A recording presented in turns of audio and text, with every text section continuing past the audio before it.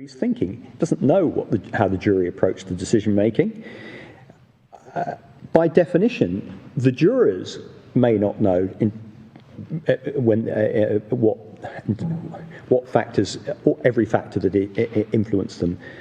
We are potentially talking here about unconscious bias, and that is obviously something that the jury won't necessarily be aware of.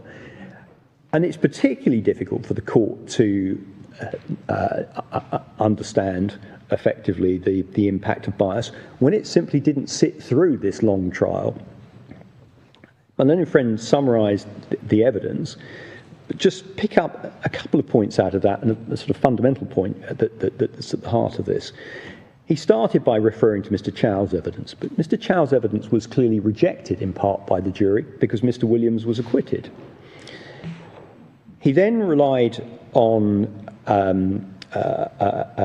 the electronic exhibits, but as he accepts fairly, there were arguments about the integrity of those exhibits.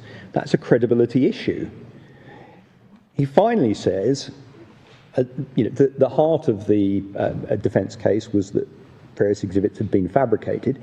That is a credibility issue. That's an issue that requires assessment of what the officers and others said in cross-examination.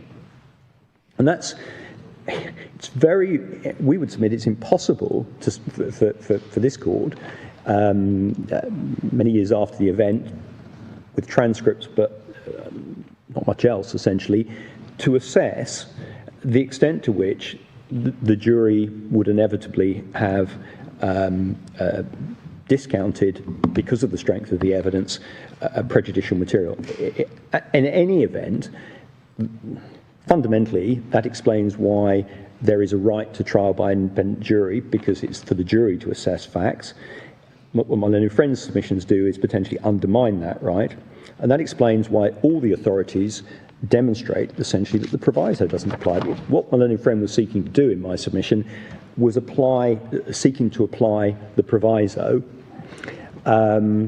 having accepted later in his submissions that the proviso can't apply to an unfair trial. Well, if it's a biased jury, you have an unfair trial. And that's entirely consistent with Serafin as well, because it clearly, if the jury was unlawful because it was biased or indeed didn't comply with the Jury Act, Serafin paragraph 49 in our submission makes it clear the verdict can't be upheld. In terms of directions, Bonnet-Taylor, in our submission, reflects the approach in Smith that directions must be apposite, clear and emphatic. The reference to Smith I gave in opening, it's 7671, paragraph 24. The direction in Bonnet-Taylor that was upheld at 629024 was a specific direction. Sorry, 6290. 6290, paragraph 24. And that's the context of what followed, which was the assumption that the jury would follow the direction. It's important to note, however, that paragraph 25, the statement that there is an assumption that the jury will follow a direction, was then followed by paragraph 26, which started with the word however, making it clear there was a degree of qualification, that emphasised the importance of the protocol, the need to investigate, because you can't, in one sense, rely on a direction until you're satisfied that the matter is capable of being cured. Here, the problem with the directions were, firstly, they were to a juror who'd already demonstrated they would not comply with the oath.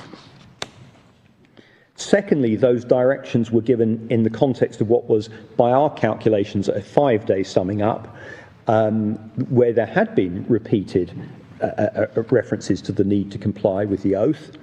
And that, in one sense, means this just looked like a repeat of those directions.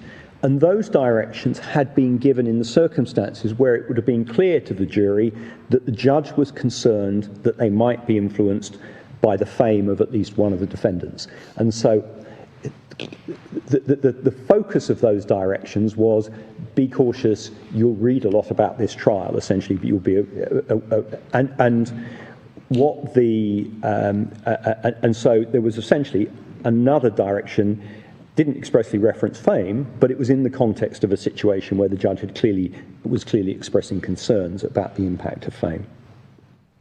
In any event, as I say, we would say you can't give a direction that in circumstances where there is a risk of unconscious bias.